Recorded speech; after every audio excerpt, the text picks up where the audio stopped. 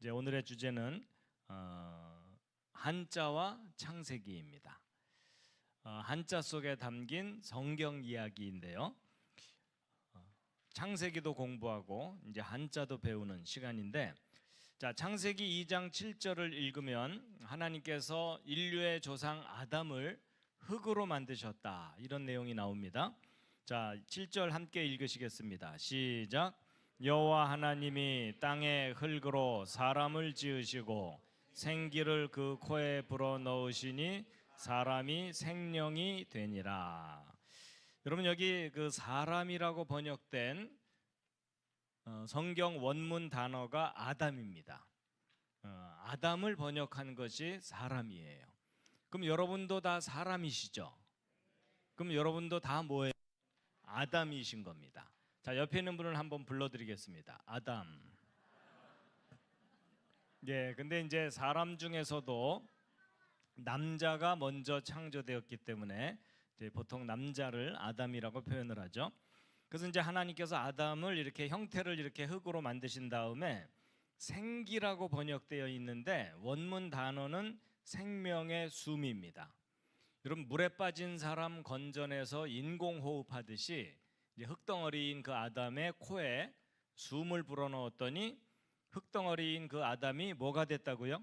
생령이 됐다, 이렇게 돼 있죠. 이 생령이라는 말은 살아있는 영이다, 이런 뜻인데, 좀 정확하게 말씀드리면 원문을 확인하면 생령이 아니라 생혼입니다. 살아있는 혼인데 이제 번역이 좀 잘못된 겁니다. 그래서 이제 여러분 그 성경을 읽어보면 영혼이라는 단어가 많이 나오죠. 그렇지만 이제 히브리어 원문을 확인해 보면은요, 영혼이라는 단어가 따로 있지 않고 영이라는 단어가 따로 있고 혼이라는 단어가 따로 있습니다. 그래서 이제 우리 여러분, 이게 히브리어거든요. 히브리어인데 오른쪽에서 왼쪽으로 읽어갑니다. 그래서 루아흐라고 하는 단어인데 이게 영으로 번역되는 단어입니다. 영어로는 스피릿이고요. 오른쪽 단어는 네페시라는 단어인데 이게 혼으로 번역되는 단어예요. 그래서 성경 원문은 영이라는 단어와 혼이라는 단어가 따로 있습니다. 자, 그래가지고 이제 하나님께서 아담의 몸을 이게 흙으로 만드신 다음에 숨을 불어넣었더니 이제 살아있는 혼이 됐다, 이제 이런 내용입니다. 이 영혼에 대해서는 나중에 혹시 기회가 되면 자세하게 말씀드리기로 하고 이제 요 정도만 말씀드리고 넘어갑니다.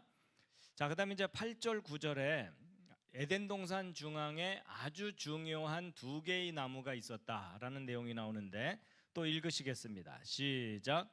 여호와 하나님이 동방의 에덴에 동산을 창설하시고 그 지으신 사람을 거기 두시고 여호와 하나님이 그 땅에서 보기에 아름답고 먹기에 좋은 나무가 나게 하시니 동산 가운데에는 생명나무와 선악을 알게 하는 나무도 있더라. 자, 에덴 동산 중앙에 두 개의 나무가 뭐라고요? 생명나무와 선악을 알게 하는 나무입니다. 여러분, 여기가 어디죠? 예, 만리장성입니다. 혹시 가보신 분 계십니까? 만리장성 다녀오신 분? 몇 분 계시네요. 다른 분들이 아주 또 부러워하고 있어요. 저도 기회가 있어서 몇 번 가봤는데요, 다리만 아픕니다. 자, 여러분, 이제 오늘 이런 한자들이 성경과 무슨 관계가 있는지 자세하게 소개해 드릴 텐데, 여기 있는 한자보다 훨씬 많은 한자들이 성경 이야기를 담고 있습니다. 자, 여러분, 아주 복잡한 표가 하나 나왔는데요. 이 표는 뭐냐면 아담 창조부터 2025년 현재까지 성경 전체 역사를 한눈에 볼 수 있도록 정리한 표입니다. 할 일 없는 제가 그렸어요. 그래갖고 이제 지금 현재로부터 거슬러 올라가 보면 지금 현재로부터 1000년, 2000년 전에 예수님 이 땅에 오셨죠. 그리고 예수님보다 1000년 전에 믿음의 조상 아브라함입니다. 그래서 하나님이 아브라함을 택하사 아브라함의 후손으로 예수 그리스도가 탄생하시도록 2000년 이스라엘 역사를 다스리셨어요. 그리고 이제 아담부터 아브라함까지는 성경 창세기 5장과 10장에 족보가 자세하게 나오는데 단순히 이름만 나오는 게 아니라 몇 살에 누구를 낳았고 그 후 몇 년 살았다. 이게 자세하게 나오기 때문에 그대로 정리한 겁니다. 그래서 아담부터 아브라함까지 2000년, 아브라함에서 예수 그리스도 2000년, 예수 그리스도에서 현재까지 2000년. 그래서 성경 전체 역사는 6000년 역사를 우리에게 알려주고 있어요. 그중에 이 앞부분에 대홍수 심판이 있었는데 그로 인해서 하나님이 처음 창조하신 세상이 완전히 파괴됐습니다. 우리가 잃어버린 세상입니다. 그때 유일하게 살아남은 가족 대표가 노아입니다. 노아의 가족 8명이 홍수 때 살아남죠. 그래서 노아의 후손들이 지금 전 세계 곳곳에 흩어져서 80억 인구로 늘어난 겁니다. 그러니까 성경이 맞다면 지금 지구상에 살고 있는 모든 사람들은 노아의 후손들이에요. 그렇죠? 그러면 알고 보면 여러분이나 저나 다 누구네 가족이에요? 노아네 가족입니다. 서로 인사하세요. 알고 보면 다 한 가족이에요. 한 가족. 예. 자, 그다음에 이제 이 노아의 10번째쯤 후손이 아브라함이고, 아브라함, 이삭, 야곱의 자손들이 오늘날 이스라엘 민족들입니다. 그리고 나머지 모든 민족들은 이 중간에서 갈라져 나온 거다, 이렇게 보시면 됩니다. 여러분, 그 대홍수 때 몇 명 살아남았죠? 8명이 살아남습니다. 그래서 노아와 세 아들, 그리고 각각의 아내들, 그래서 남자 넷, 여자 넷, 8명이 큰 배를 만들어서 육지 동물들을 한 쌍씩 싣고 홍수 때 살아남습니다.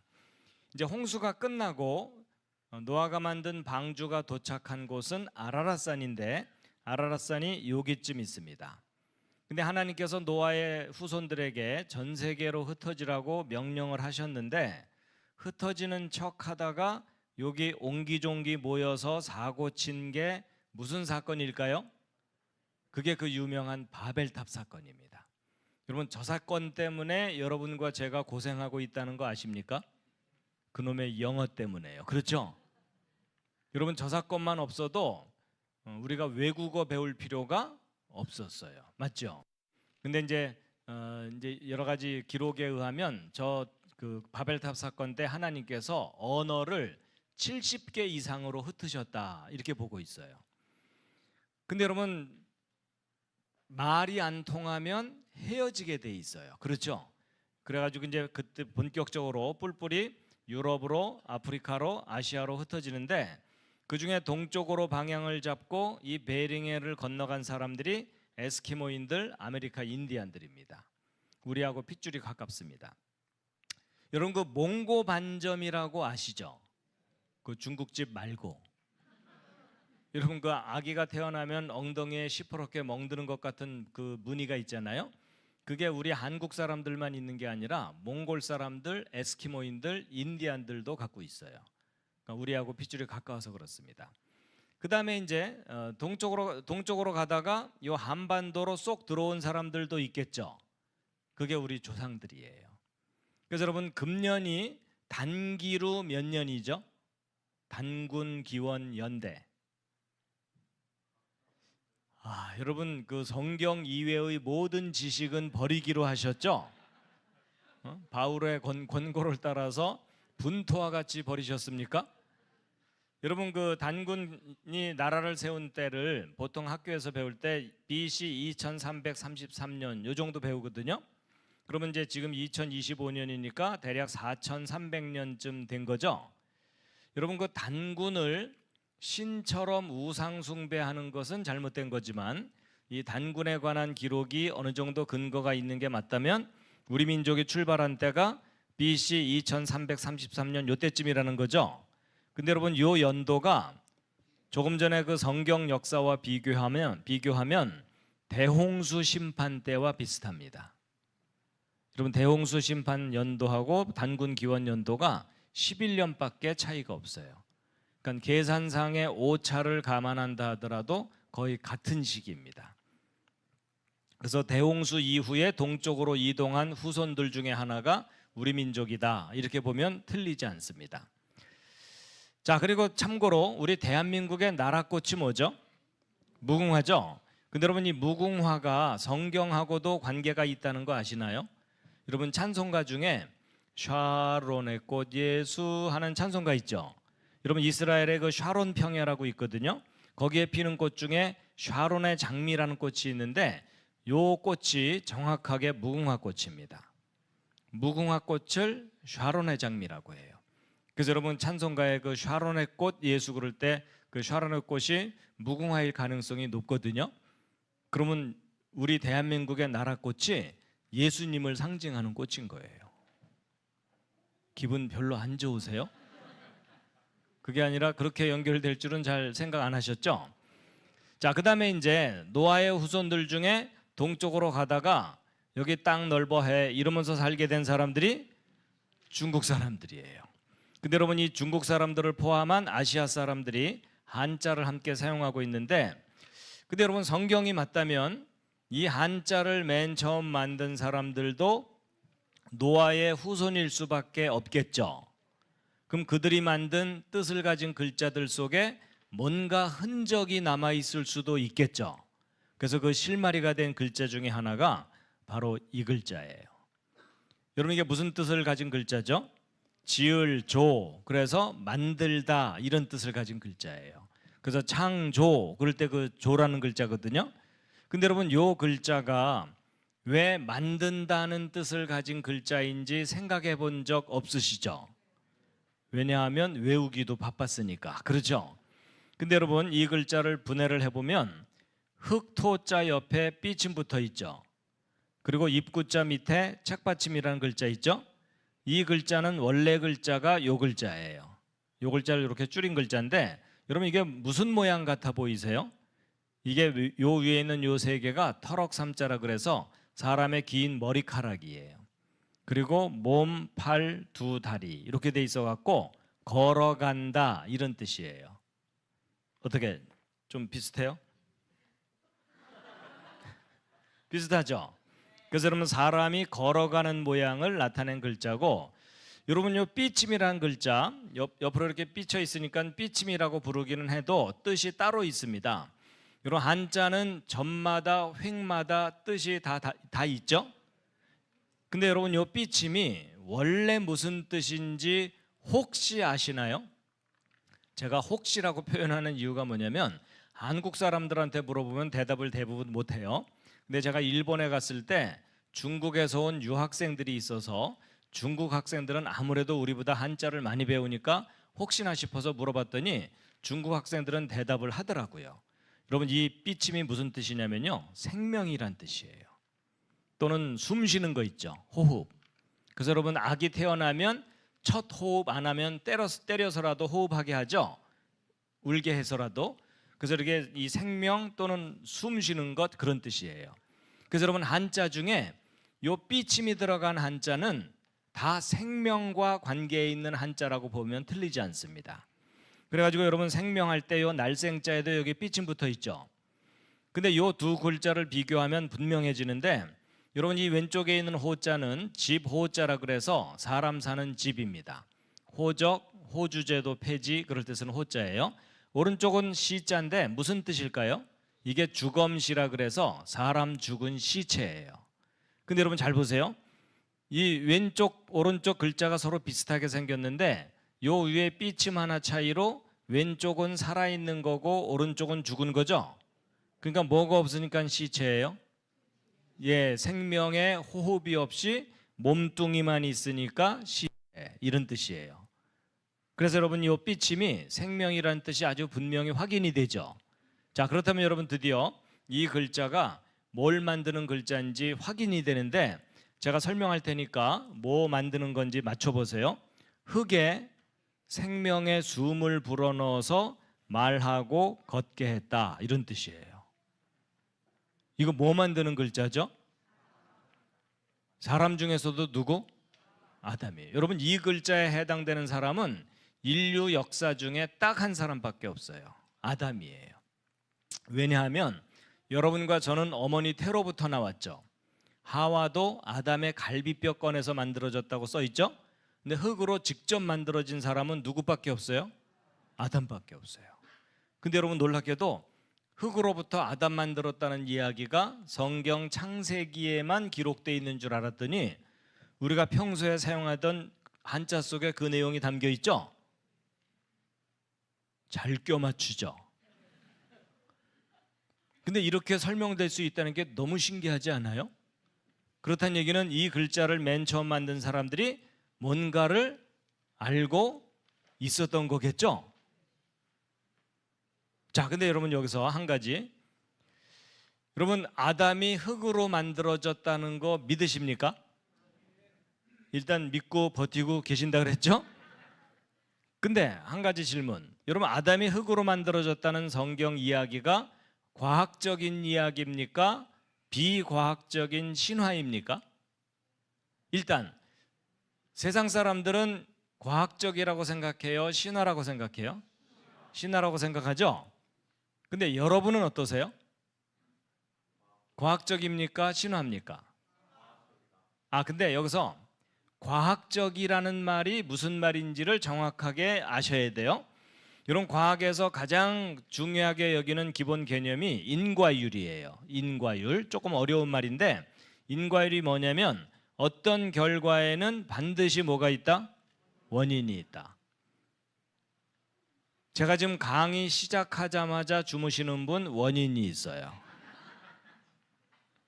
오늘 하루 종일 너무 피곤했거나 아니면 저녁을 너무 많이 먹었거나 아니면 글자만 나오면 기절을 하거나, 그렇죠?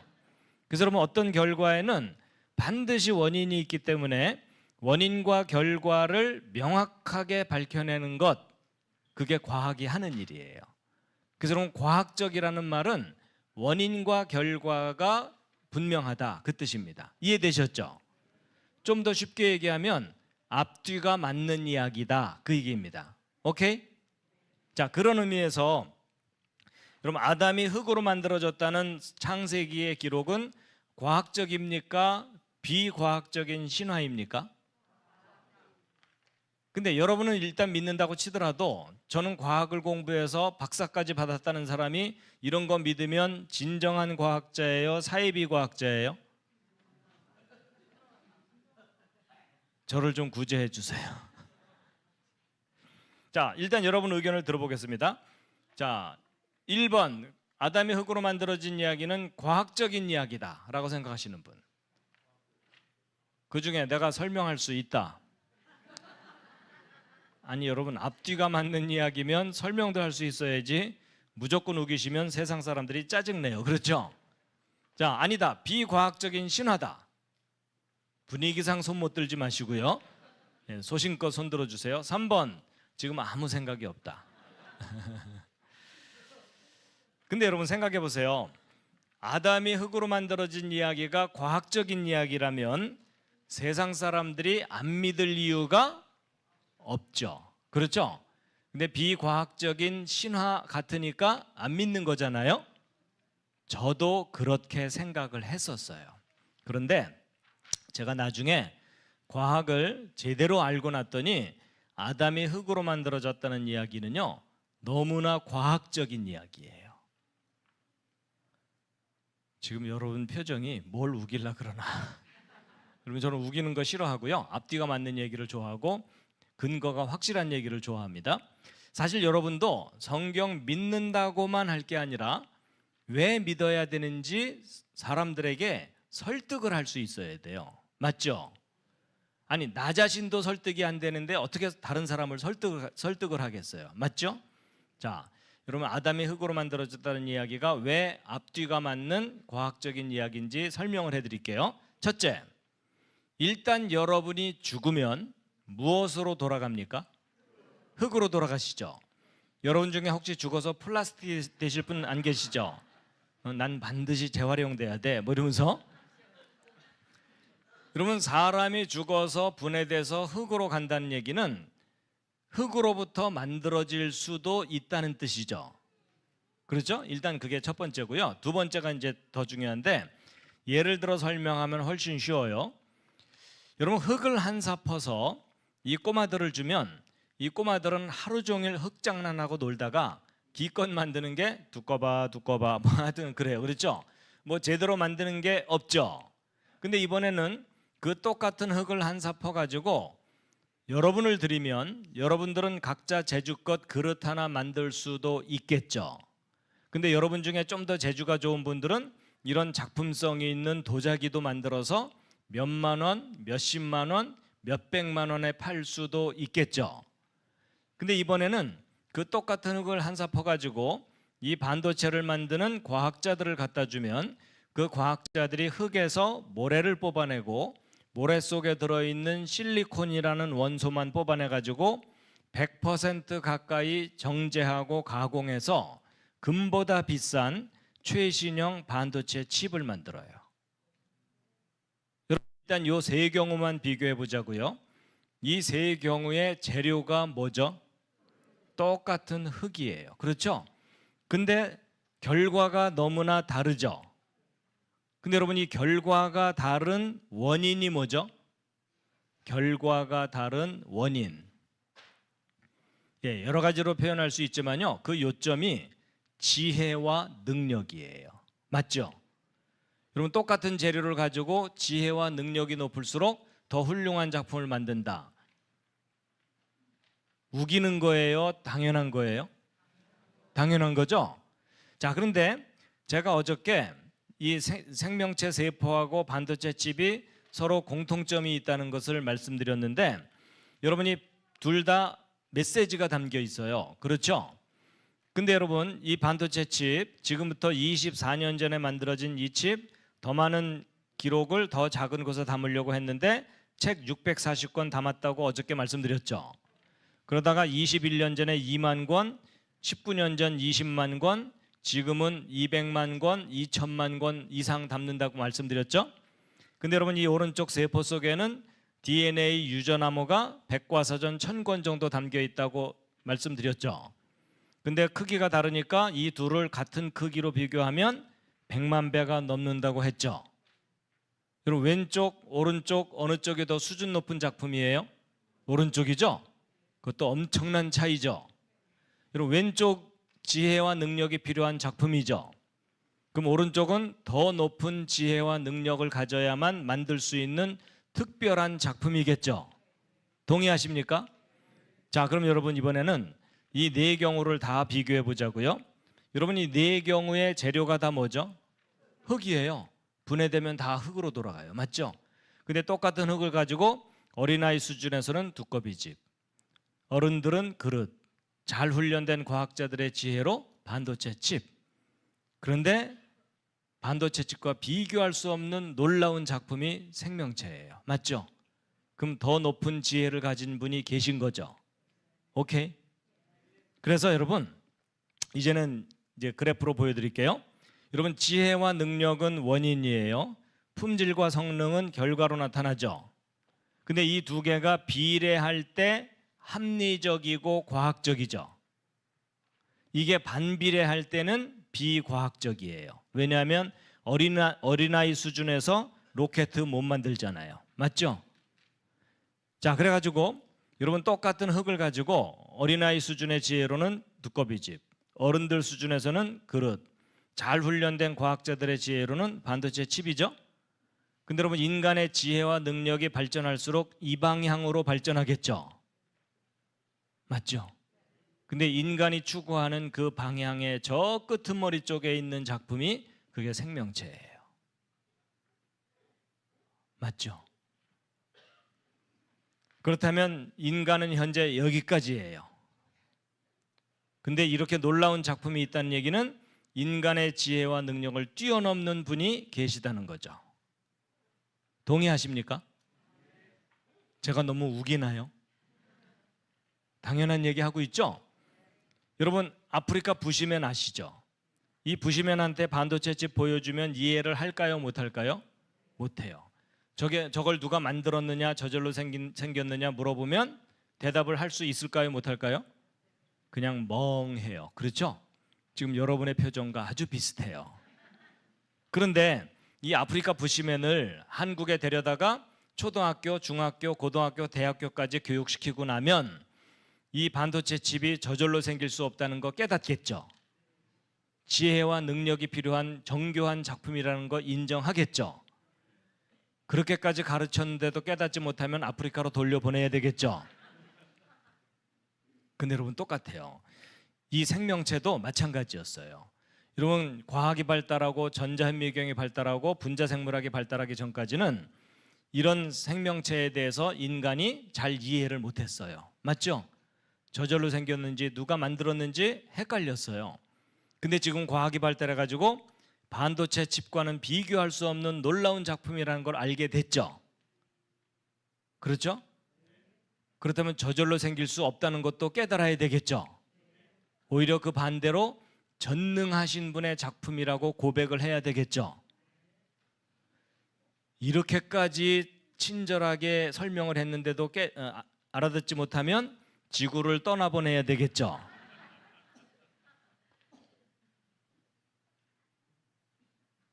여러분 학교에서 선생님이 이렇게 가르쳐주면 너무 좋겠죠. 그러면 대부분의 학생들이 별 어려움 없이 이 세상이 저절로 생긴 게 아니구나 알겠죠.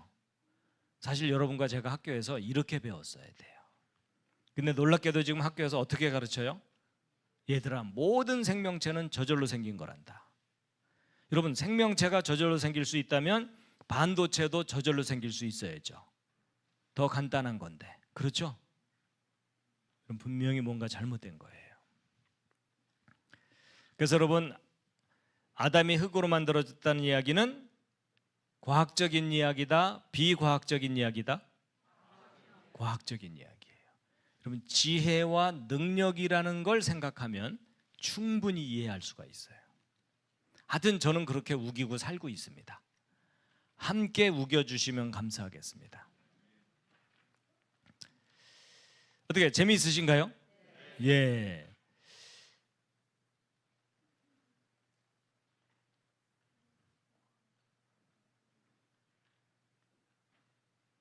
여러분 이건 인간의 작품, 사람은 하나님의 작품. 그렇죠? 그 한자 속에 성경 이야기 담겨 있다는 발표한 책이 바로 이 책입니다. 창세기의 발견 이런 책인데 아주 오래전에 나온 책인데 기독교인들이 이 내용을 잘 몰라서 제가 열심히 알려드리고 다니고 있습니다. 그래서 이 책 그대로 번역한 책이 이 책이고요. 그 밖에 몇 가지 책들이 나와 있습니다. 여러분 빨간색이 어느 나라죠? 중국입니다. 그래서 한국을 딱 붙여놓고 나면 분명해지죠. 코리아, 차이나. 여러분 크기가 하도 차이가 나서 차이나예요. 너무 차이나. 이런 건 믿으시면 안 돼요. 자, 그래서 이제 한자를 주로 사용하는 나라가 중국, 한국, 일본, 대만 뭐 이렇게 됩니다. 자, 기억났으니까 중국 잠깐 구경하시겠습니다. 북경의 천안문이고요. 천안문의 야경이고 그 안쪽에 옛날 궁궐이 있습니다. 우리는 이제 자금성이라고 부르고 중국 사람들은 고궁이라고 부릅니다.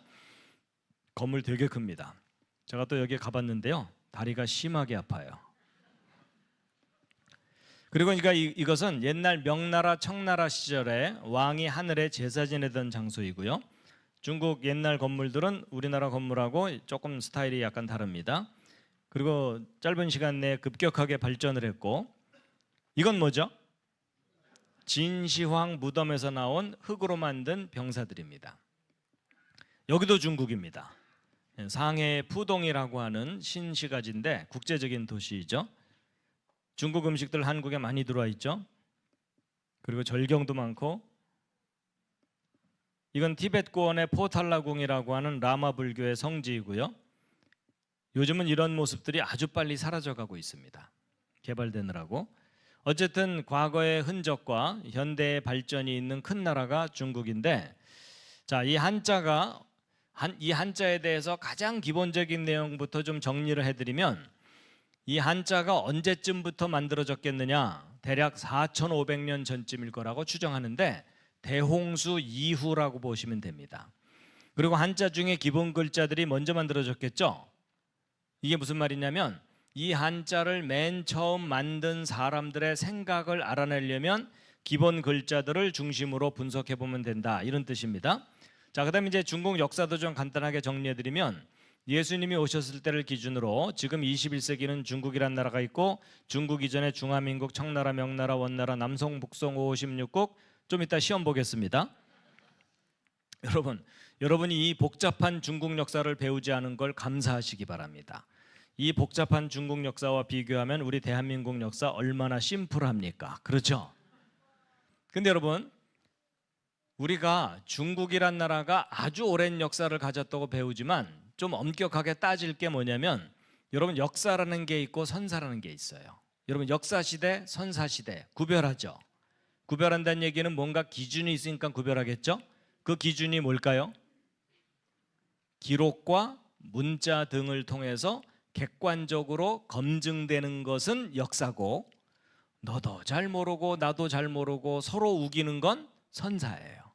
근데 여러분, 그렇게 오랜 역사를 가졌다는 중국조차도 기록을 통해서 객관적으로 확인되는 역사는 BC 15세기를 넘어가지 않습니다. 은나라 혹은 상나라 때 폐허에서 거북이 등뼈에 새긴 그림 글자 발견되는 정도거든요. 근데 여러분, 이때가요, 성경 역사와 비교하면 언제쯤이냐면 모세가 이집트 탈출할 때쯤이에요.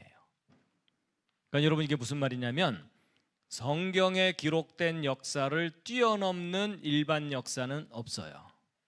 여러분, 성경이 가장 오랜 역사를 가장 정확하게 알려주는 기록이에요. 그리고 또 우리나라도 소위 그 고구려 백제 신라라고 하는 삼국시대가 예수님 당시쯤 시작됐어요. 그 이전에 고조선과 몇몇 나라가 있었지만 기록이 아득합니다. 그래가지고 조금 전에 보여드렸던 성경 전체 역사하고 비교한다면 우리나라의 고조선의 출발점이나 중국의 전설적인 삼왕오제가 있었다고는 요 시기가 대홍수 이후라는 걸 알 수 있어요. 여러분, 우리가 역사 전체에 대한 이런 기본적인 틀을 좀 알고 있을 필요가 있습니다. 자, 지금부터가 이제 중요한데, 여러분, 한국을 비롯한 이 아시아권에 역사적으로 가장 큰 영향을 미친 종교나 사상이 뭐죠? 불교, 유교, 도교 이런 것들이죠. 근데 좀 질문을 바꾸어서 이 동양의 뿌리가 되는 종교가 뭐냐 이렇게 물어보잖아요. 불교나 유교가 절대 아니에요. 왜냐하면 이런 불교나 유교는 석가모니나 공자 이런 사람들에 의해서 시작된 거죠. 근데 이 사람들이 기껏해야 BC 5세기, 6세기 이때쯤 사람들이에요. 근데 동양 사람들은 그 전부터 벌써 살고 있었죠. 그렇다면 이 동양의 뿌리가 되는 종교를 알아내려면 불교나 유교를 연구해서는 풀릴 수가 없어요. 이때 당시 사람들의 종교를 알아내야 돼요. 근데 그게 별로 어렵지 않아요. 그게 바로 한자예요. 한자가 이때쯤 만들어졌다고 보기 때문에 이때 당시 사람들이 어떤 신을 숭배했거나 종교 형태를 갖고 있었다면 글자 속에 흔적이 남아 있을 수 있는데, 그래가지고 고대 동방 사람들의 뿌리가 되는 종교를 알아내려면 어떤 한자들을 분석해 보면 되냐면 쉽습니다. 종교, 제사, 기도, 종교와 관련된 한자를 분석해 보면 돼요. 자, 다 함께 한번 써보시겠습니다. 종교, 제사, 기도를 한자로.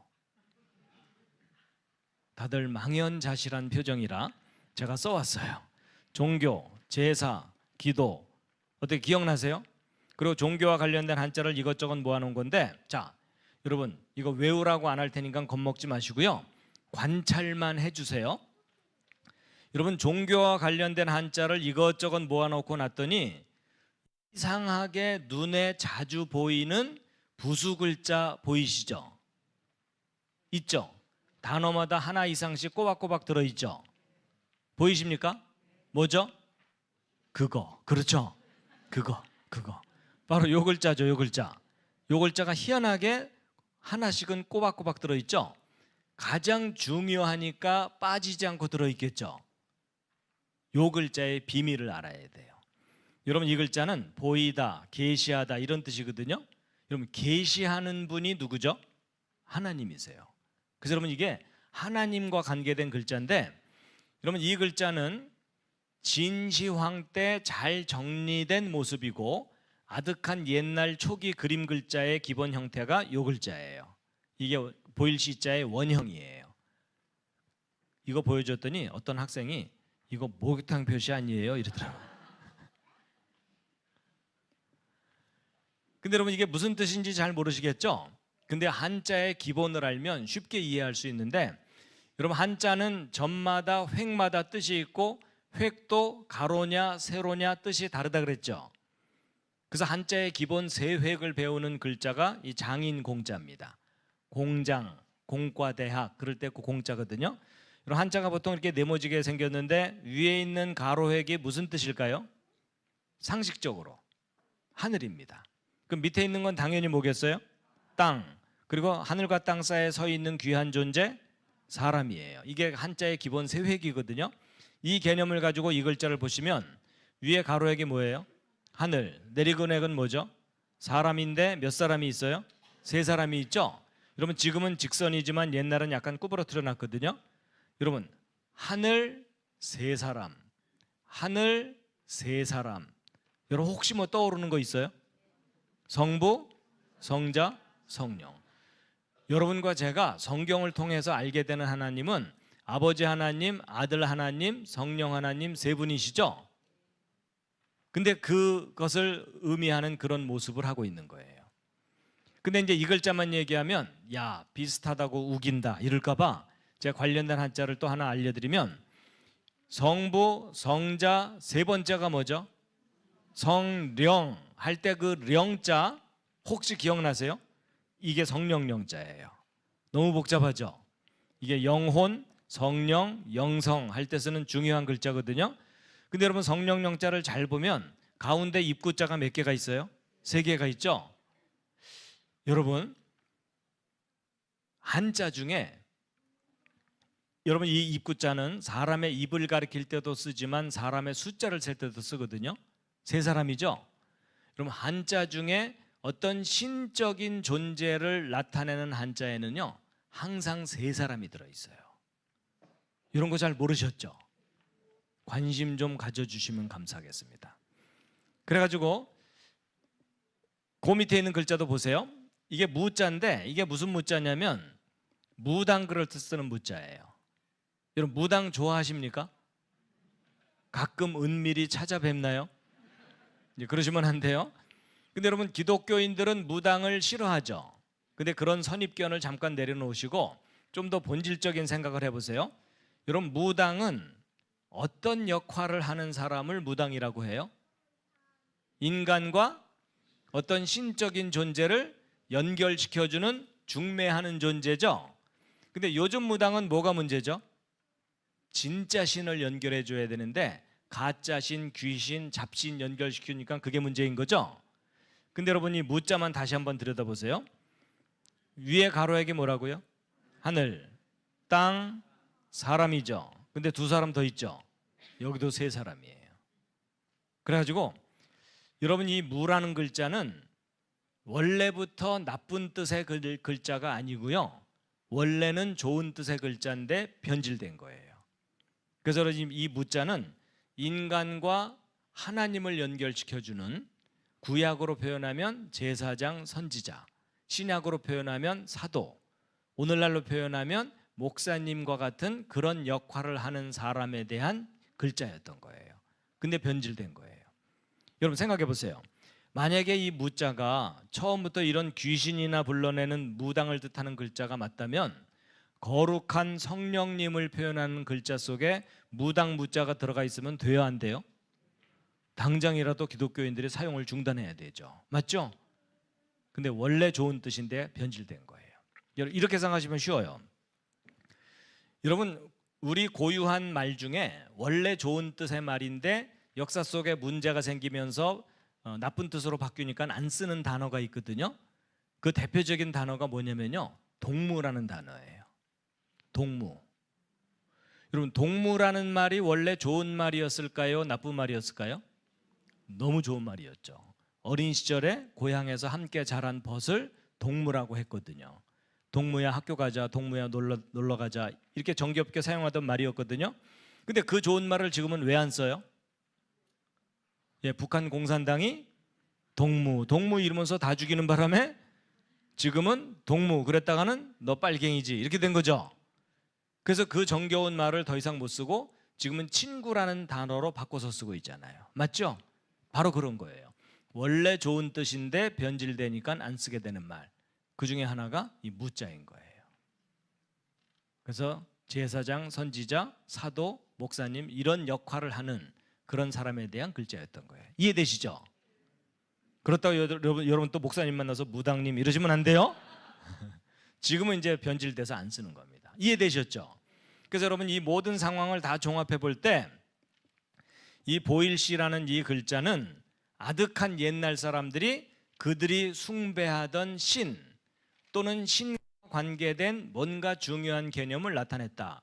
공감이 되시죠? 근데 왜 뜻이 보일시자냐? 그것도 관련이 있어요. 여러분 인간이 하나님에 대해서 가장 궁금한 게 뭐예요? 보이느냐 안 보이느냐예요. 여러분 보통 사람들한테 하나님 믿으라 그러면 안 믿는 이유가 뭐예요? 안 보이니까. 그리고 보이지 않는 하나님께서 보이는 세상을 만드셨죠. 그리고 또 우리 눈에 보이지 않는 하나님께서 우리 눈에 보이는 모습으로 잠시 역사 속에 오신 적이 있으셨죠. 누구죠? 예수 그리스도. 그래서 여러분 이 보인다라는 개념은요 하나님과 관계된 가장 기본적인 개념 중에 하나예요. 그래서 여러분 이 보일시자가 하나님과 관계된 글자라는 걸 알고 나면 한자 중에 성경 창세기를 모르면 안 풀리는 가장 신기한 글자가 있어요. 그 글자가 바로 이 글자예요. 여러분 이건 무슨 뜻의 글자일까요? 금지하다, 하지 말아라 이런 뜻이죠. 근데 여러분 이거 일반적으로 풀이하면 수풀림자의 보일시자거든요. 근데 이런 식으로 풀면 그 뜻을 확실하게 알 수가 없어요. 이 글자는 이렇게 풀면 안 되고 나무가 두 개가 있죠. 이 두 개의 나무를 따로따로 띄워놓고 이건 아까 하나님과 관계된 글자라 그랬죠. 여러분 혹시 뭐 떠오르는 거 있어요?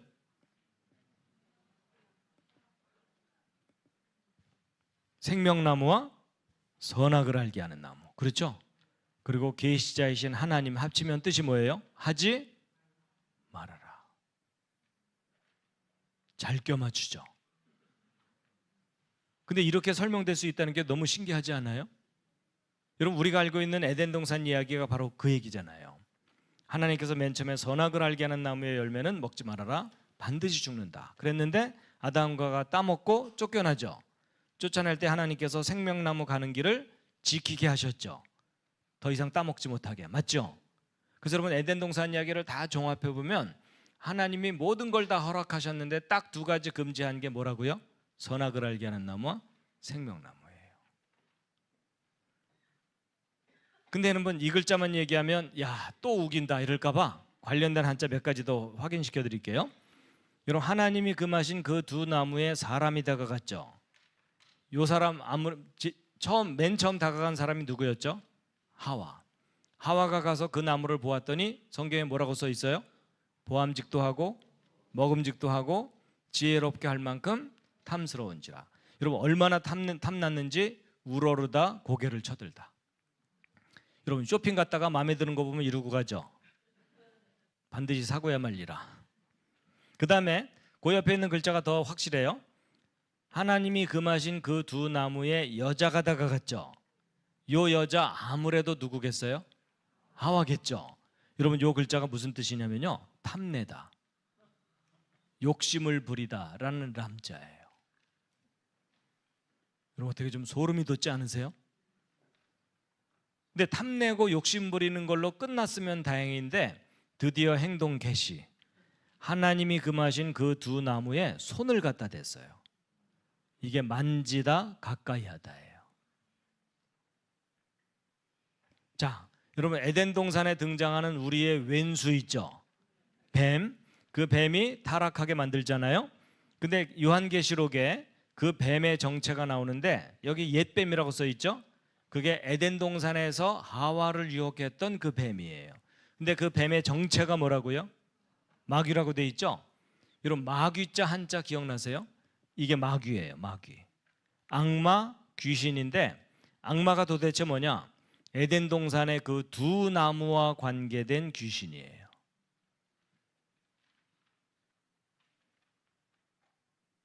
조금 무섭죠?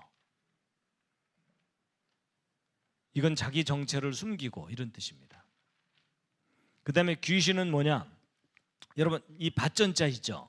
지금은 평범하게 밭이라고만 사용하고 있지만 이 글자가 사용된 옛날 글자들을 종합적으로 분석해 봤더니 어떤 특별한 장소를 나타냈던 글자예요. 그 특별한 장소가 어딜까요? 에덴 동산이에요. 그래서 여러분, 이 귀신이 뭐냐면 에덴 동산에 있던 어떤 살아있는 것이, 이거 생명이라 그랬죠. 어떤 살아있는 것이 사람에게 비밀스럽게 접근한 존재, 이게 귀신이에요. 그래서 여러분, 한자 중에 기본 글자 먼저 몇 가지를 정리해드리면, 여러분, 밭전자의 초기 그림 글자 형태고요. 지금은 평범하게 밭이라고만 쓰고 있지만 원래 에덴 동산을 나타냈던 글자라는 걸 알게 됐고, 또 선역서자의 옛날 형태입니다. 이게 사람에 대한 옛날식 표현이거든요. 그럼 에덴 동산에 있던 첫 번째 사람이란 뜻이죠. 그래서 이것은 아담을 나타냈던 글자입니다. 남자. 근데 왜 지금은 또 뜻이 선역서자냐? 그것도 관련이 있어요. 한자를 만든 동양 사람들이 볼 때는 에덴 동산은 어느 쪽 방향이죠? 서쪽 방향이에요. 자, 그다음에 뼈 골자는 아담의 갈비뼈로 여자 만들었다고 돼 있죠. 그래서 여러분, 뼈 골자는 여자를 나타내는 글자입니다. 자, 여러분, 아담의 갈비뼈로 여자를 만드는 내용이 너무나 재미있는데 함께 한번 읽으시겠습니다. 시작. 여호와 하나님이 아담을 깊이 잠들게 하시니 잠들매 그가 그 갈빗대 하나를 취하고 살로 대신 채우시고 여호와 하나님이 아담에게서 취하신 그 갈빗대로 여자를 만드시고 그를 아담에게로 이끌어 오시니 아담이 이르되 이는 내 뼈 중에 뼈요 살 중에 살이라. 이것을 남자에게서 취하였은즉 여자라 부르리라 하리라.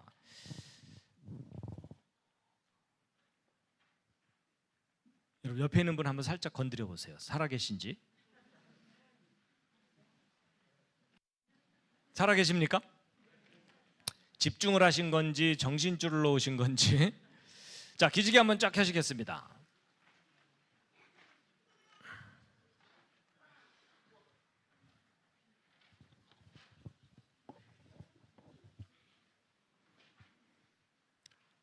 여러분, 하나님께서 아담의 갈비뼈 하나를 꺼내서 여자를 만들었다, 믿으시죠? 기록된 그대로 사실이겠죠?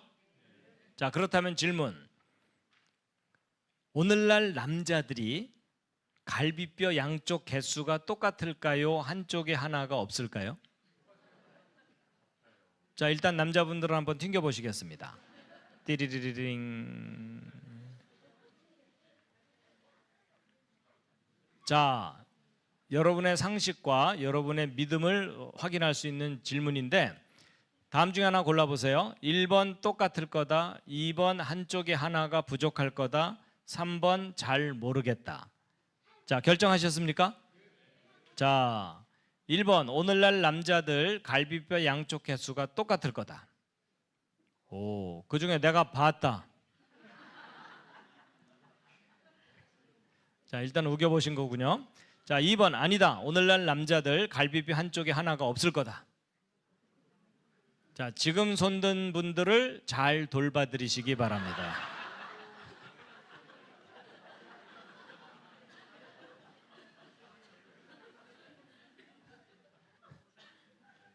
정답은요, 오늘날 남자들 양쪽 개수가 똑같습니다. 그럼 성경이 틀린 거냐? 아니에요. 여러분, 성경은 틀리지 않습니다. 저는 신앙의 과학화를 부르짖는 사람인데 뭐냐면, 여러분, 이 우주의 원리와 법칙과 질서는 누가 정하셨죠? 창조자 하나님께서. 그렇죠? 근데 그 법칙과 원리와 질서를 밝혀내는 학문이 과학이에요. 그러니까 과학은 하나님이 창조하신 그 내용을 드러내는 일이에요. 그래서 하나님께 영광 돌리는 학문이에요. 그런데 이 과학의 기초 지식이 부족하면 미신, 맹신, 불신 이런 게 쉽게 생겨요. 그 대표적인 예가 이 갈비뼈 얘기예요. 남자 갈비뼈 하나 꺼내서 여자 만들었으니까 남자들 갈비뼈 하나가 없어야 된다는 생각은 틀린 생각이에요. 여러분, 아담 갈비뼈 꺼낸 거 맞아요. 근데 남자들은 갈비뼈 양쪽 개수가 똑같아야 돼요. 왜냐하면 여러분 한번 생각해 보세요. 아담 갈비뼈 꺼내서 여자를 만들었다고 해서 아담과 하와가 아들을 낳으면 애가 갈비뼈 하나 없이 나올까요? 뭔가 아니라는 거 짐작하시겠죠? 여러분, 자식을 낳을 때는 어제 설명드린 것처럼 유전자를 물려주는 거지 갈비뼈 꺼내서 물려주는 게 아니에요. 여러분, 아담이 아들 낳고 난 다음에 자기 갈비뼈 꺼내서 물려주면서 얘야 하나가 부족하지만 대충 한번 살아봐라 이러나요? 여러분, 갈비뼈를 자른다고 유전자가 변해요, 안 변해요? 안 변합니다. 여러분, 만약에 갈비뼈를 잘랐다고 유전자가 변하도록 창조하셨다면 문제가 심각해져요. 여러분 조상님들 중에 논에 나가서 낫질하다가 손가락 잘린 분, 집에 돌아와서 애를 낳았더니 애가 손가락이 하나 없어서 나와, 전쟁 나갔다가 다리 잘린 분, 집에 돌아와서 애를 낳았더니 애가 다리가 하나 없어서 나와, 그런 식으로 계속 유전돼 왔다면 지금 현재 여러분과 저는 몸뚱이만 앉아 있어야 돼요. 맞죠?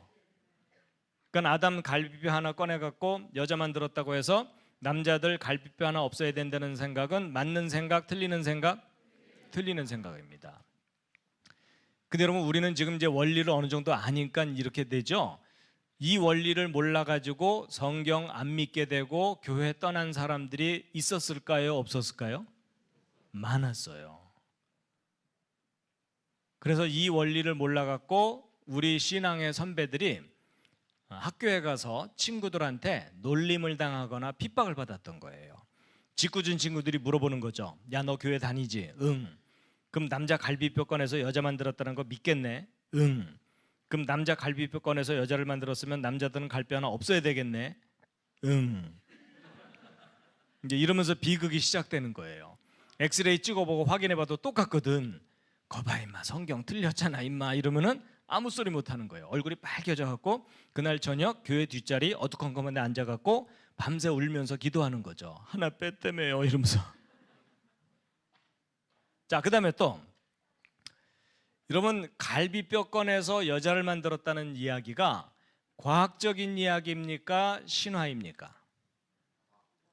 일단 세상 사람들은 과학적이라고 생각해요? 신화라고 생각해요?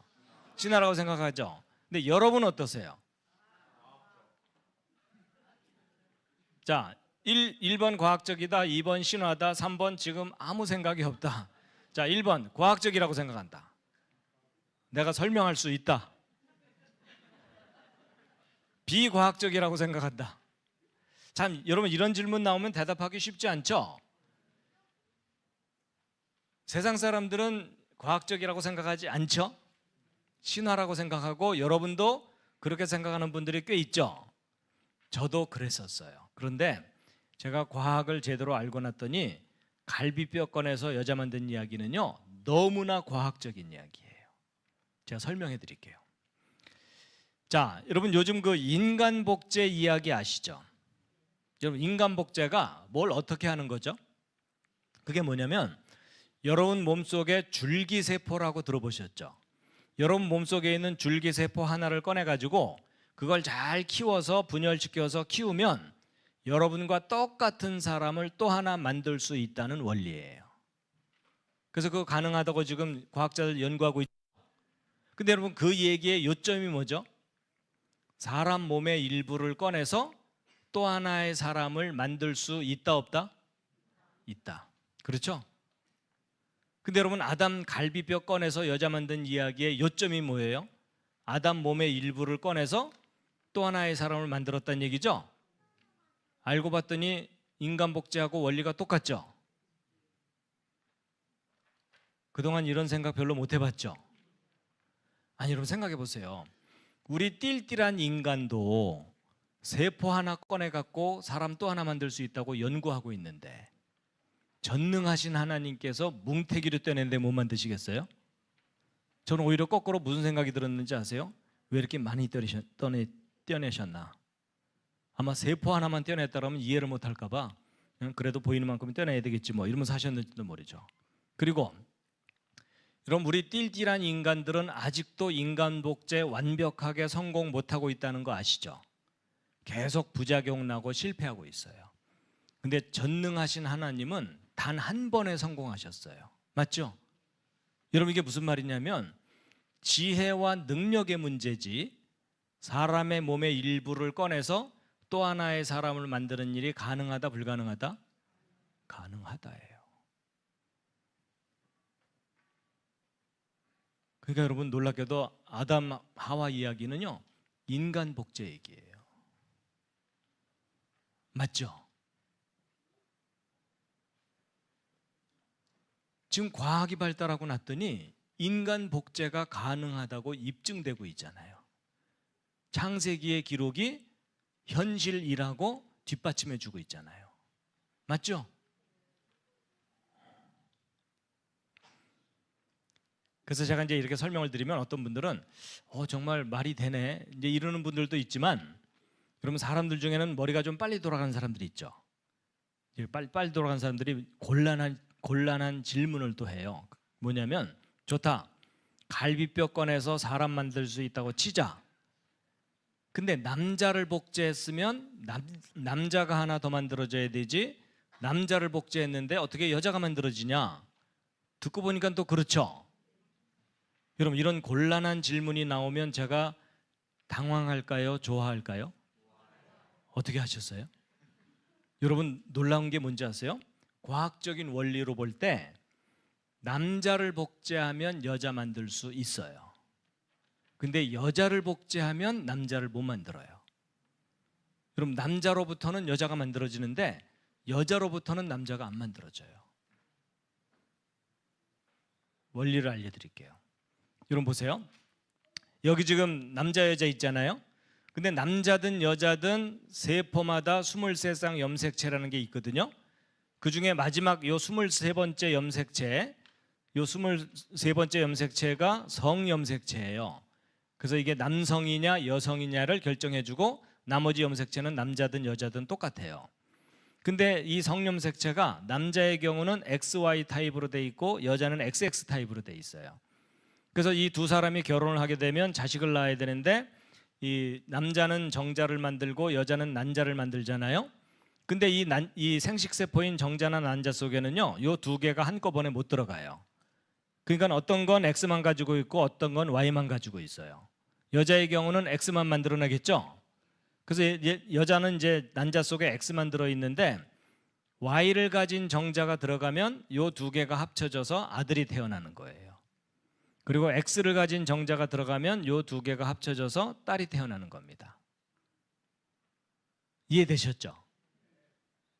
그렇다면 여자는 아들을 낳느냐 딸을 낳느냐 결정권이 있어요 없어요? 없어요. 남자가 Y를 주면 아들이 나오는 거고 X를 주면 딸이 나오는 거예요. 맞죠? 그렇다면 아들을 낳느냐 딸을 낳느냐의 책임은 여자 쪽에 있어요? 남자 쪽에 있어요? 남자 쪽에 있어요. 자, 여성분들은 이렇게 그냥 가만히 들을 내용이 아니고요. 수천 년 묵은 분노를 폭발시켜야 돼요 지금. 여러분 아들 못 낳는다고 구박받고 쫓겨나고 난리도 아니었잖아요. 맞죠? 근데 알고 봤더니 어느 쪽 책임이라고요? 남자 쪽 책임이에요. 자, 여성분들은 옆에 앉은 남자들을 2단 옆차기로 한 번씩 차주세요.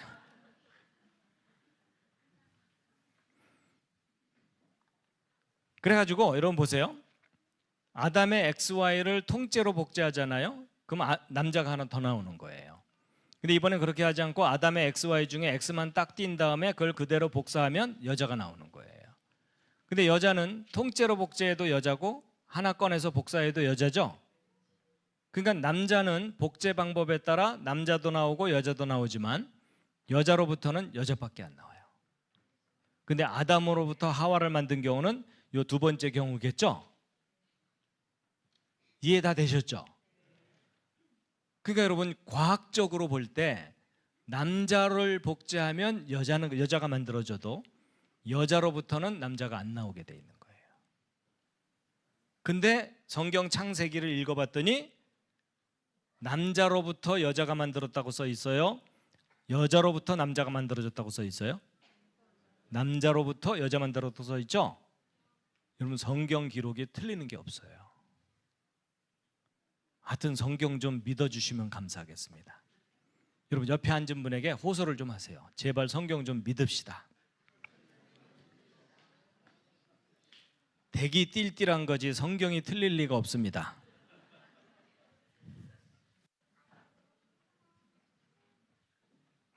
여러분 지금 과학이 발달할수록 성경이 옳다는 것이 점점 입증되고 있는 겁니다. 자, 여러분 아무래도 많이 피곤하신 것 같아서 한번 하겠습니다. 깍지를 한번 쫙 끼신 다음에 자, 왼쪽으로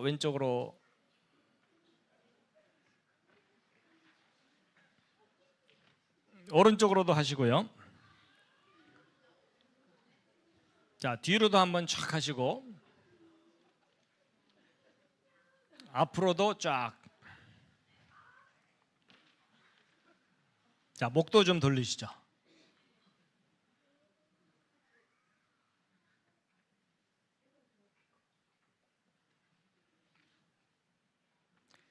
지금까지 쭉 설명드린 내용 중에 질문 혹시 있으십니까?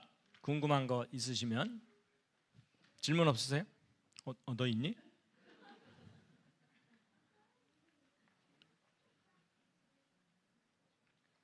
근데 여러분 성경 창세기를 이렇게 과학적으로 설명할 수 있을 줄 모르셨죠? 그렇죠? 예.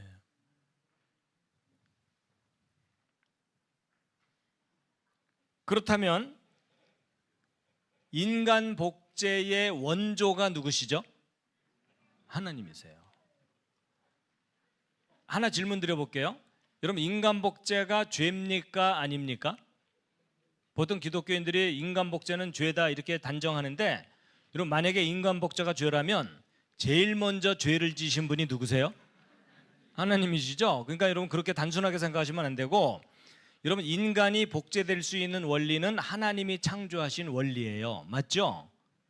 그러니까 인간 복제 자체가 죄가 아니고요. 여러분 하나님은 전능하시기 때문에 단 한 번에 성공하셔서 아담에게 기쁨이 되는 여자를 만들어 주신 거예요. 근데 이 인간 복제를 자기 욕심으로 미숙하게 잘못하는 바람에 온갖 부작용이 생기니까 그게 문제인 거죠. 이해되시죠? 예, 그래서 인간 복제의 원조는 하나님이시고요. 그 다음에 자 창세기 2장 21절 다시 한번 읽으시겠습니다. 시작. 여호와 하나님이 아담을 깊이 잠들게 하시니 잠들매 그가 그 갈빗대 하나를 취하고 살로 대신 채우시고. 여러분 아담을 깊이 잠들게 했다고 하셨죠? 전신 마취의 시조가 누구세요? 하나님이세요. 자 그런데 아담을 깊이 잠들게 한 다음에 갈빗대 하나를 꺼냈고 살로 대신 채웠다 그러죠. 근데 요 스토리를 그대로 나타낸 글자가 뼈골자예요. 여러분 뼈골자가 왜 이렇게 생겼는지 생각해 본 적 없죠? 여러분 뼈골자 중에 요 밑에 있는 요 글자가요 살육자를 줄인 글자예요. 그래서 하늘에 떠 있는 달이 아니고 살육자를 줄인 겁니다. 그리고 이건 덮을멱자고 이건 테두리 경자고 그 안에 뭐가 들어있는 건데 여러분 요 모양을 잘 보면은 뭔가 열려 있는 모습이죠. 그러니까 아담 가슴을 열고 뭔가를 꺼낸 다음에 살로 대신 채우고 덮은 거예요. 그리고 꺼낸 게 뭐예요? 뼈예요. 그걸로 만든 게 누구예요? 하와예요. 잘 껴 맞추죠. 근데 이렇게 설명될 수 있다는 게 너무 신기하지 않아요? 아니 저보고 뼈골자를 만들어라 그러면요 개뼈다고 하나 그려놓을 거예요. 그렇죠? 그게 훨씬 간편하고 명확하죠. 근데 여러분 이것은 뼈의 모양을 그린 글자가 아니라 이야기를 담고 있는 글자예요. 그래갖고 이제 하나님께서 이제 갈빗대로 여자를 만든 다음에 아담에게 데리고 왔더니 아담이 이 여자를 보더니 뭐라고 고백을 해요? 이는 내 뼈 중에 뼈요 살 중에 살이라. 이거 쉽게 표현하면 이건 내 뼈다구다 그 얘기예요. 자 여기서 제가 재미있는 퀴즈를 하나 드릴게요. 여러분 하나님께서 아담의 갈비뼈를 꺼낼 때 어떤 방법으로 꺼내셨을까? 이런 거 별로 생각해 본 적 없으시죠? 제가 세 가지 보기를 드릴 테니까 그 중에 하나 골라보세요. 자, 1번 하나님은 전능하시니까 말씀만 하셨을 거다. 그래서 이제 아담을 딱 잠들게 하신 후에 갈비뼈 나와라. 그랬더니 갈비뼈 하나가 동동동 떠서 나오더라. 1번 동동동. 자, 2번은 뭐냐면 하나님이 전능하시니까 말씀만 하실 수도 있지만 아담을 흙으로 손수 빚어서 만드신 걸로 보아서 손수하시는데 특별한 방법으로. 그래서 이제 아담 딱 잠들게 하신 후에 아담 가슴 속으로 손을 쑥 집어넣어서 갈비뼈를 툭 꺼냈는데, 여러분 요즘 그 공상과학 영화를 보면 사람 몸속으로 손을 쑥 집어넣었다 꺼내는데 감쪽 같은 거 있죠. 2번 SF. 자, 그다음에 이제 3번은 뭐냐면, 아무래도 갈비뼈를 꺼내려면 잠들게 한 다음에 가슴을 절개해서 열고 잘라서 꺼내고 살로 대신 채우고 덮고 꼬매고. 3번 정식 외과 수술. 자, 이 세 가지, 1번 동동동, 2번 SF, 3번 정식 외과 수술, 이 셋 중에 어느 방법으로 꺼내셨을지 옆에 앉은 분과 상의해 보시기 바랍니다.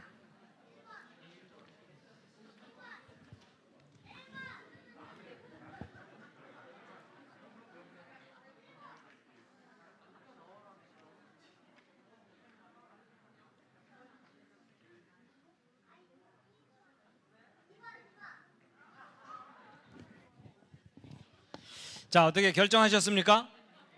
자, 재미삼아 한번 손 들어주세요. 자, 1번 하나님은 전능하시니까 말씀만 하셨을 거다. 1번 동동동. 동동동. 자, 지금 손 드신 분들은 만화를 많이 보신 분들이고요. 자, 2번 SF. 자, 이쪽이 많군요. 이분들은 공상과학영화 보는 걸 좀 줄이세요. 자, 3번 정식 외과 수술했을 거다. 외과 수술. 자, 지금 손 드신 분들은 이제 어떤 분들이냐면 하나님의 전능하심을 잘 안 믿는 사람들이에요.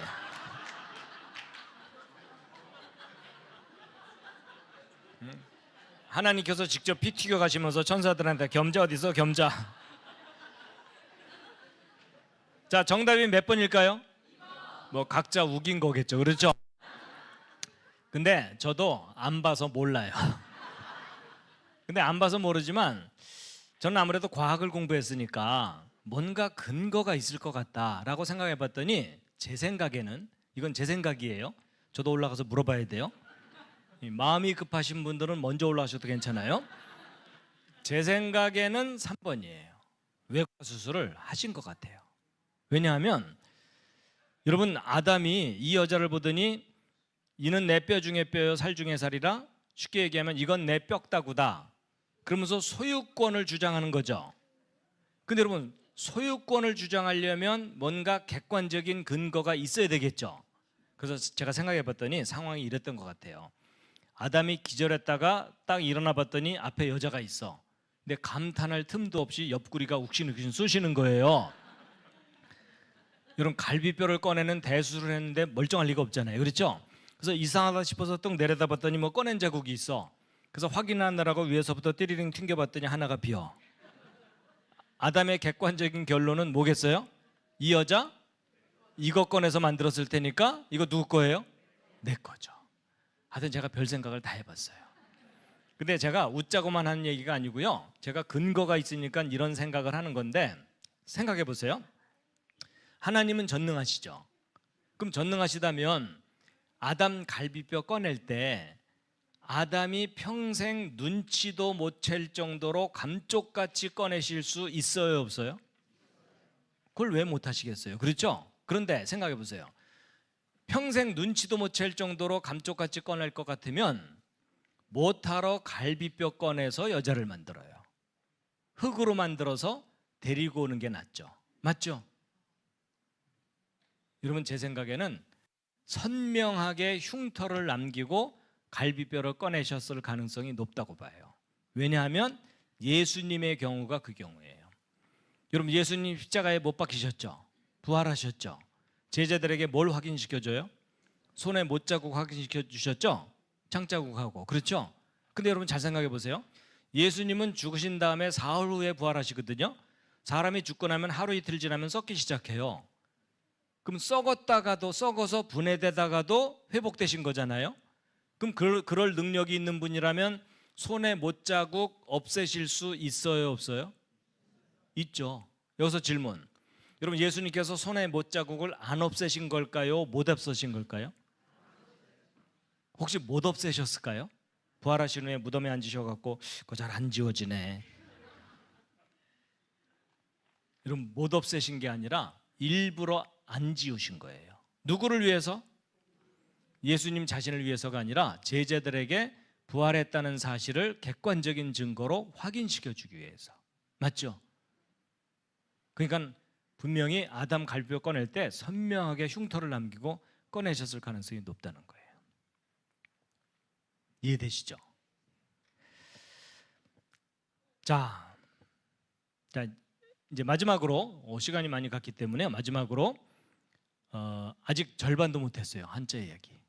그렇지만 양이 너무 많아서 중요한 글자만 말씀드리고 오늘은 정리할 텐데요. 여러분, 필요할 요자입니다. 여러분, 사람이 살다 보면 필요한 게 참 많죠. 돈도 필요하고 가족도 필요하고 직장도 필요하고 아주 많은데, 하나님께서도 창조하시다가 이거 필요하구나 라고 만드신 게 여자예요. 그래서 여러분, 필요할 요자를 잘 보시면 요 위에 있는 요 글자가 선역서자 줄인 글자인데 아담이라 그랬죠. 아담에게 누가 필요해요? 여자가. 그렇죠? 그래서 이제 하나님께서 아담을 만드신 다음에 여자를 만드신 목적이 여기 써 있거든요. 하나님께서 하신 말씀인데 함께 읽겠습니다. 시작. 사람이 혼자 사는 것이 좋지 아니하니 내가 그를 위하여 돕는 배필을 지으리라 하시니라. 자, 여기 사람은 구체적으로 남자입니다. 아담. 남자가 혼자 사는 것이 좋지 않으니까 내가 그를 위해서 무슨 배필?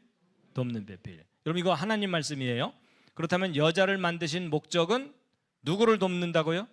남자를 돕는 배필로 만드신 거예요. 자, 이 대목에서 기분이 좋으세요, 안 좋으세요? 자, 일단 남자분들에게 물어보겠습니다. 여자는 남자를 돕도록 만드셨다. 기분 좋으세요, 안 좋으세요? 예, 좋긴 해도 표정 관리는 좀 하세요. 자, 이번에는 여자분들에게 물어봅니다. 잠시 신앙심 내려놓으시고 본심으로 대답해 주세요. 자, 여자는 남자를 돕도록 만드셨다. 기분 좋으세요, 안 좋으세요? 별로 안 좋죠? 근데 여러분, 이 돕는 배필을 잘못 이해를 하기 때문에 기분이 안 좋으신 거고요. 돕는 배필이 뭔지를 정확하게 알고 나면 기분이 좋아지실 거예요. 제가 돕는 배필이 무슨 뜻인지를 정확하게 알려드릴 테니까 그 대신에 제 질문에 대답을 좀 해주세요. 돕는 배필, 여러분, 똘똘한 사람이 띨띨한 사람을 돕습니까? 띨띨한 사람이 똘똘한 사람을 돕습니까? 아니, 웃지만 말고 대답을 하세요. 여러분, 똘똘한 사람이 띨띨한 사람을 도와요? 띨띨한 사람이 똘똘한 사람을 도와요? 그 뜻이에요.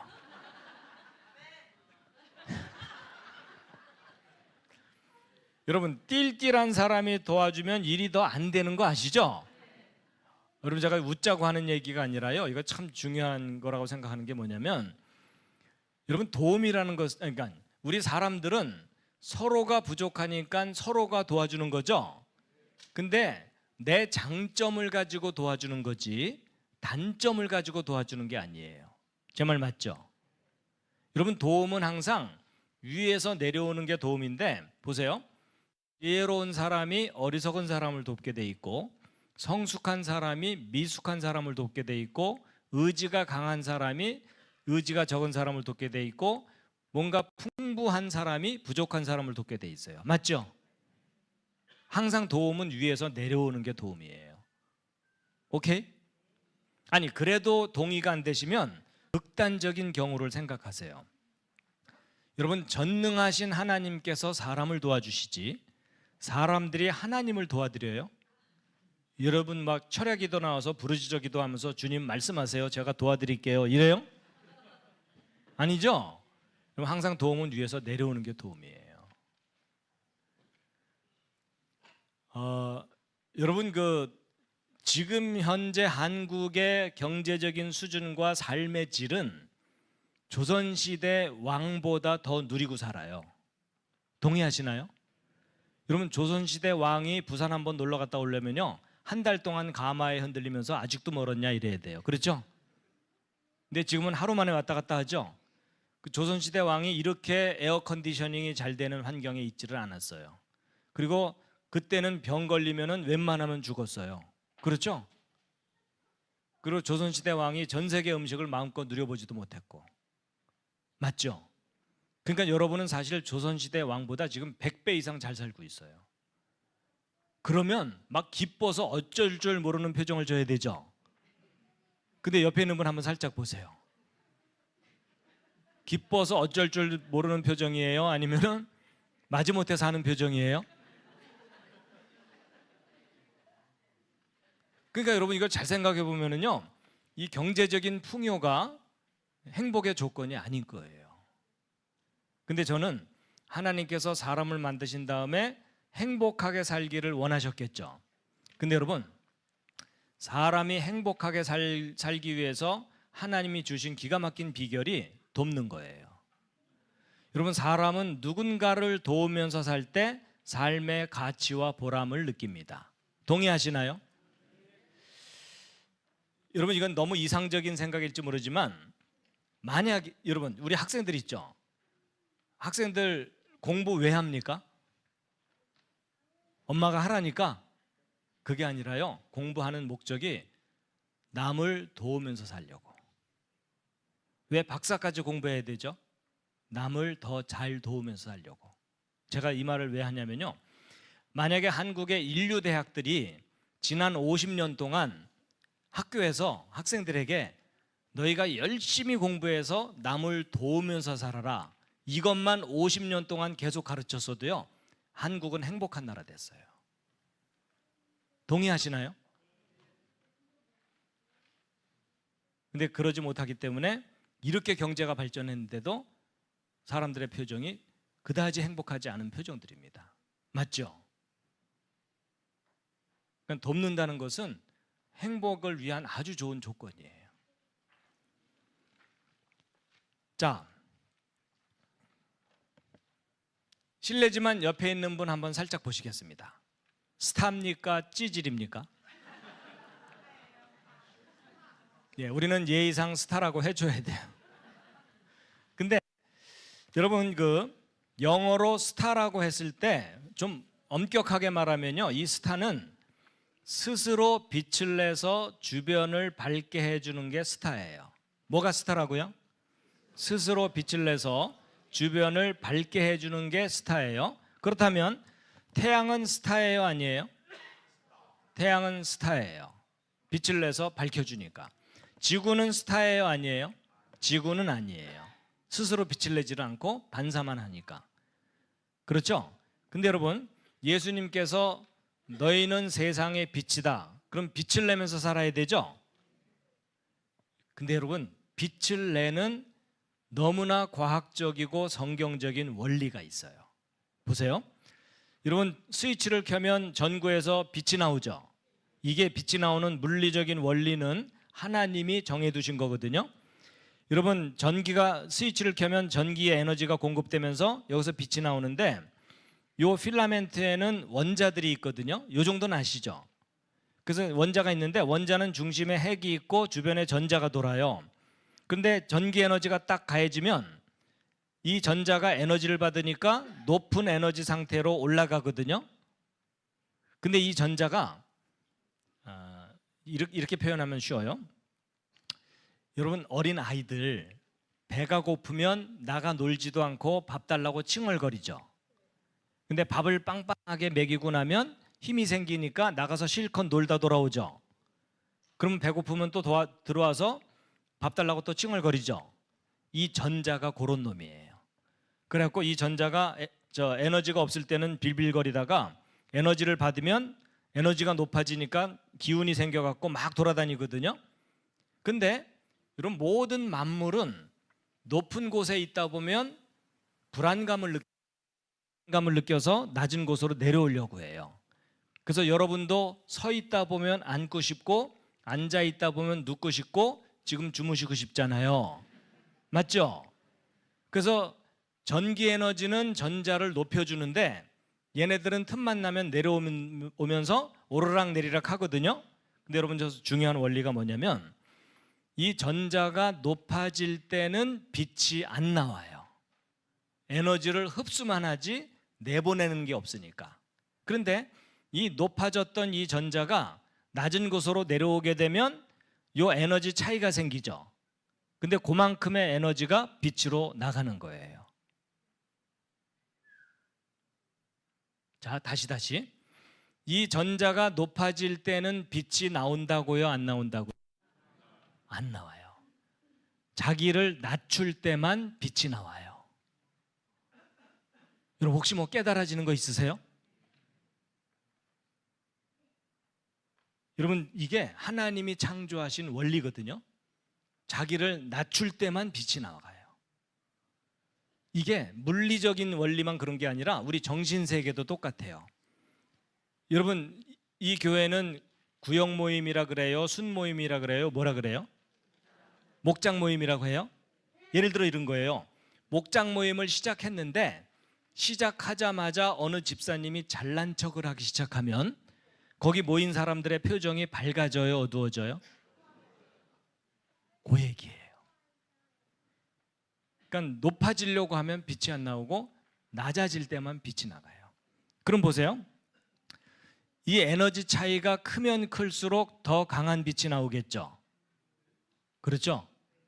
그래서 왜 예수 그리스도께서 세상에 참된 빛이시냐면 그 예수님께서는 지극히 높은 곳에 계시던 분이 지극히 낮은 곳으로 내려오셨잖아요.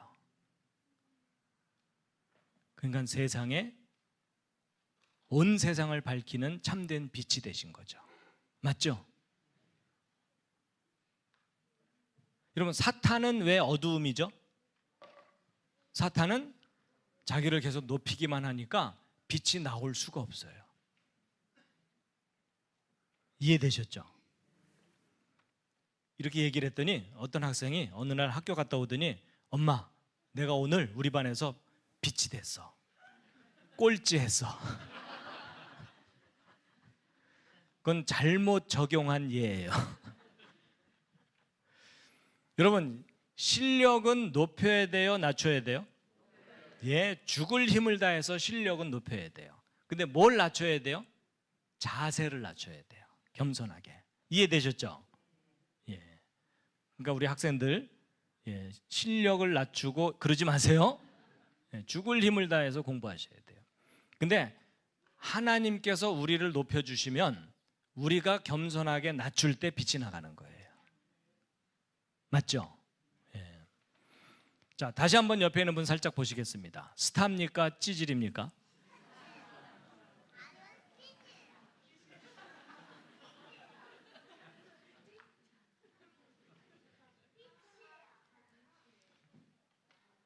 근데 여러분 사실 이게요 하나님이 창조하신 원리인 동시에 교회 부흥의 비결입니다.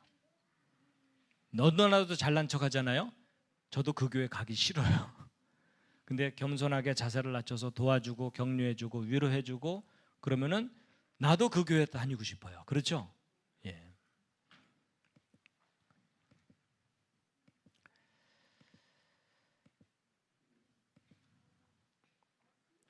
참고로 여러분 그 좋아한다는 말이 있고 사랑한다는 말이 있잖아요. 둘 다 좋은 말이죠. 나는 너를 좋아해, 나는 너를 사랑해. 근데 이 둘이 둘 다 좋은 말이긴 해도 큰 차이가 있거든요. 무슨 차이가 있을지 옆에 있는 분과 상의해 보시기 바랍니다. 나는 너를 좋아해, 나는 너를 사랑해. 무슨 차이가 있을 것 같습니까? 여러 가지 차이가 있지만요 중요한 부분이 뭐냐면 좋아한다는 말은 내가 기준이에요. 내 기분이 좋고 내가 만족한다는 뜻입니다. 사랑한다는 말은 절대로 내가 기준이 아니라 상대방의 행복이 기준이에요. 제 말 맞죠? 그래서 미숙한 아이들은 자기가 좋아하는 일만 하려고 해요. 근데 성숙한 어른이 되면 다른 사람의 행복을 위해서 자기가 희생을 합니다. 제 말 맞죠? 그래서 여러분 자식을 키우다 보면 어느 날 이놈이 철들었네 이런 순간이 오거든요. 그게 뭐냐면 맨날 이거 주세요 저거 주세요 어린아이처럼 좋아하는 일만 구하다가 어느 날 아버지 건강하셔야 돼요 이러면은 분명히 용돈을 더 달라는 얘기인 줄 알면서도 기분이 좋아요. 그렇죠? 맨날 자기만 생각하다가 남을 생각하기 시작하는구나. 그게 철드는 순간입니다. 그래서 여러분 저도 신앙생활을 할 때 어느 순간 철드는 순간이 있다는 게 뭐냐면요 맨날 하나님 이거 주세요 하나님 저거 주세요 자기 좋아하는 것만 하나님께 원하다가 어느 날 하나님이 원하시는 건 뭘까? 이런 생각을 하는 순간이 오거든요. 그때가 제가 신앙적으로 철드는 때라고 저는 생각합니다. 맞죠? 예. 자, 다니엘서 12장 3절에 있는 말씀 함께 읽으시겠습니다. 시작. 지혜 있는 자는 궁창의 빛과 같이 빛날 것이요 많은 사람을 옳은 대로 돌아가게 한 자는 별과 같이 영원토록 빛나리라. 여러분, 많은 사람을 옳은 대로 돌아오게 하신 분이 누구죠? 예수 그리스도이십니다. 지극히 높은 곳에 계시던 분이 지극히 낮은 곳으로 오셔서 온 세상을 비춰주신 빛이 되신 분이십니다. 자, 여러분, 한자와 창세기 오늘 다는 소개 못 드렸지만 일부분이라도 소개해 드렸는데 재미있으셨습니까? 도움이 되셨습니까? 예. 마지막 꽃다발입니다. 수고 많으셨습니다.